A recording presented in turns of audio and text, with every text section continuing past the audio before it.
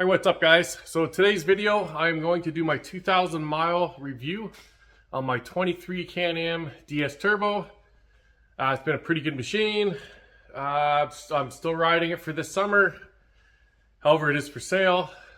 So I'll get into it here. I'll show you guys the machine here quick after what it looks like after 2,000 miles. If you've seen any of my other videos, you will know that I am high on my maintenance and I keep my stuff clean. So it is in pretty good shape still. It does have a lot of scratches from riding the trails of Michigan. But other than that, it's pretty good. So let me get this thing switched around and show you what it looks like. I was going to pull it outside today, but it is hot out there. Hot and windy. So we're just going to stay in the garage where it's nice and cool. But as you can see, it's still nice and clean. Nothing really worn out on it. These original tires too, these carnivores. They've got some pretty good road miles on them. As you can see, there is some scratches. That's just from the trees. Put some SC1 on there, cleans it up. I have not rolled this one yet. Haven't even flipped it on its side. Well, I say yet, but let's hope I don't roll. I don't really want to. I do got a few parts on here. Most of the stuff's from Kemimoto. They've been giving me a few things. That's a pretty cool cargo rack they gave me. The roof. The windshield I bought. I have the harnesses, which I put harnesses in all my machines. That's just obviously for safety reasons, a pretty big thing. I've seen the lap belts fail on one of my buddy's RZRs and he got 16 staples in his head, so these are worth every penny. I just got some door bags. I put that mount for your phone or your iPad or whatever you have to put in there. Everything on the dash still, everything's holding up good.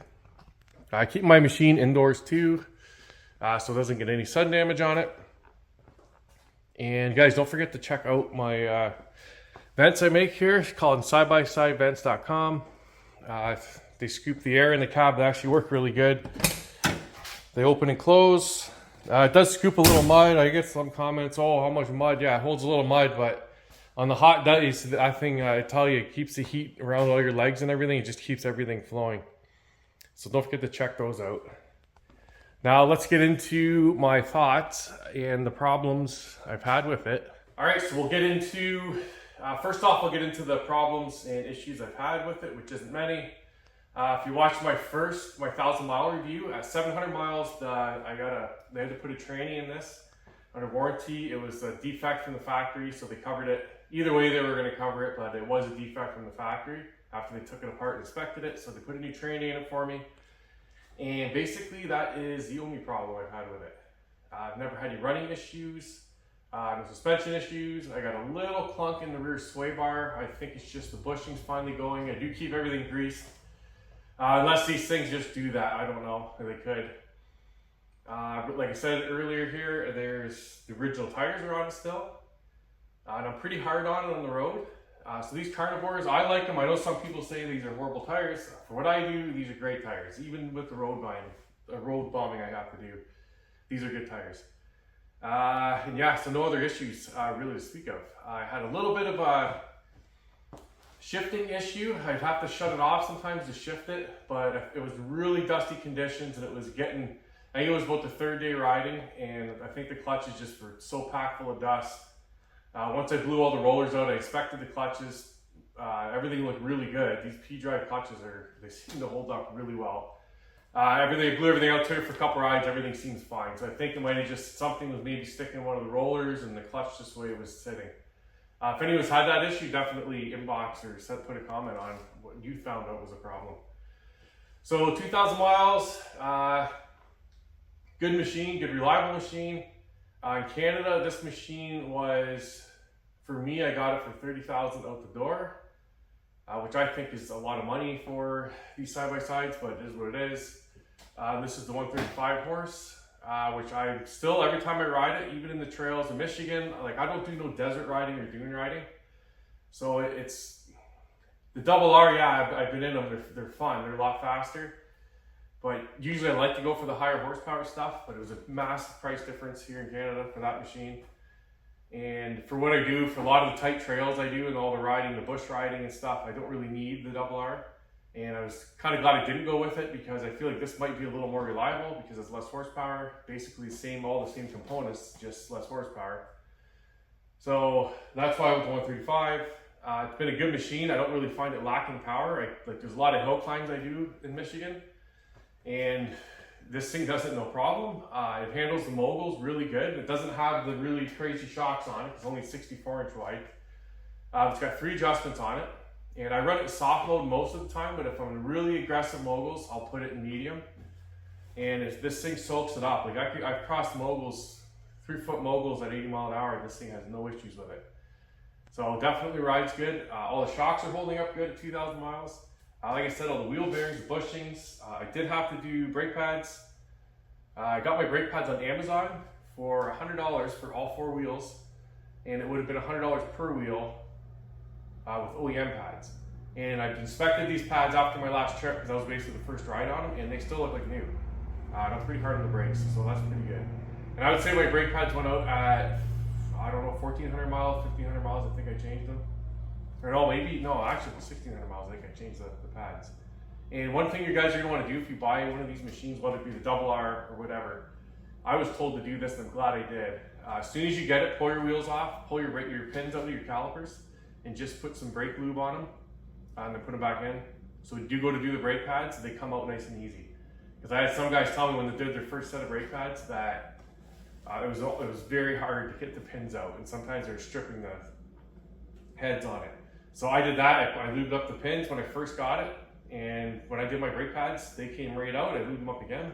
Everything's good on that. So that's just heads up on that. The Can-Am has a lot of grease certs, so I grease it not every time I ride it, but if I'm going on a big trip or come back from a big trip where I did a bunch of miles, then I'll grease it. You don't really need to grease all that much. I also spray Crown oil in all the shock points and all your moving points, so I have no squeaking. So I watched a lot of videos where these guys riding these, they're squeaking like crazy, and like a little bit of Crown oil and it solves that problem. I do that every time I wash it, and I'll spray everything, all the metal down with WD-40. Just keeps everything looking new and working good, no squeaks or anything like that. Now, I guess I'll talk about if I'm going to buy another X3. Probably not. I probably won't get another belt drive machine. If I did, I would probably go with the Polaris Pro XP like I had before. They got all the bugs figured out in those machines. I liked it a little better. I like that you sit up a little higher in the Pro XP. A little more torquey. So I'd probably go with one of those if I go belt drive again, but I mean, I feel like all these machines in the next 3 or 4 years, there's gonna be no more belt drives from what it looks like. So my next machine, if I can get rid of this one, is going to be a 19 or newer YXZ with a 5-speed manual. I miss my YXZ. Those things are for the trail riding I do. Like, a lot of guys don't like them. They say they're outdated suspension and everything, which they kind of are. But for the trail riding I do and the ditch banging around the county where I live, the YXZ is just so much fun to shift it and everything. And I want the 19 or newer for one because they changed up the gearing, got a little different roll cage, which I'd probably change it anyways. And I want to do a turbo kit on one and just build it. You can do so many different things with the YXZ. I just like the fun factor of it, how small it is, how easy it is to see when you're in tight trails or hill climbing. So that's probably what I'm going to get. So I would trade this for someone that has a 19 or newer YXZ. I'd want something low miles. So if anyone's watching this and you're looking for the Can-Am, you want to get out of that YXZ, you don't want to shift it no more, I would be willing to trade this. And even though I'm in Canada, I can help with the exporting, or you bring your machine here and we can figure it out. It's easy to do. So there it is, guys, my 2,000 mile reviews. Not really much to say. It's an X3. They've been around for a long time. Definitely, if you're looking for a reliable, comfortable machine, it does handle good in the trails.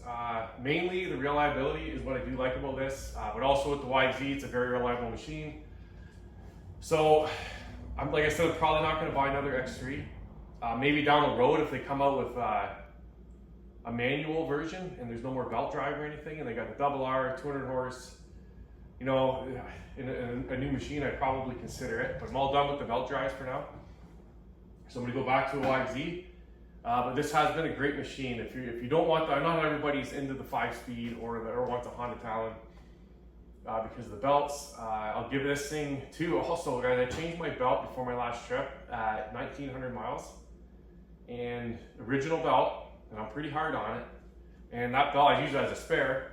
But that belt probably would have still been good on this thing. And I'm actually at 21, almost 2,200 miles. A little late on the review, but I put a lot of miles on my last trip. So belt wear, I mean, these P-Drive clutches, I'll give this thing credit. If you're looking for a reliable machine, this is a 64, just if you want to do trail ride, lower horsepower, 135 turbo, I recommend it. It's a good machine. If you're a shorter person, I don't know if you like the X3, you sit pretty low in these things, but you can, I think there's a spacer you can get for the back of the seat to prop it up, and then the front has an adjustment where you can put it down. So I've never tried it. I'm 6 foot tall, so it worked for me. It's pretty much fine. But if you're a shorter person, you can do some adjusting to the seat, which would probably help. But you do have a lot. It's a lot of the front end you see. You sit so down low in these things. It's one of the things I don't like about it. But yeah, if you're looking for a reliable machine, good machine. I recommend it. For right now, until I'd say 3 or 4 years, they're probably getting rid of all the belt drives out of everything because they're already starting to. So there it is, guys. My 2,000 mile review. I'm not sure if I will make a 3,000 mile because I might not have it by then. If I do, I'll definitely do a review, tell you the problems with and everything. So if you haven't watched any of my videos yet, make sure you hit the subscribe button and keep checking them out. I got into all the power sports. Right now, I got a 24 Kawasaki Z900 street bike that I will be putting on the dyno for a tune because I put a full exhaust and everything, and I got my braking miles on it now. So I'm gonna do my oil change and book my dyno tune actually next week. I'm gonna take a full video of that because I think that's really cool. So when you put a bike in a dyno.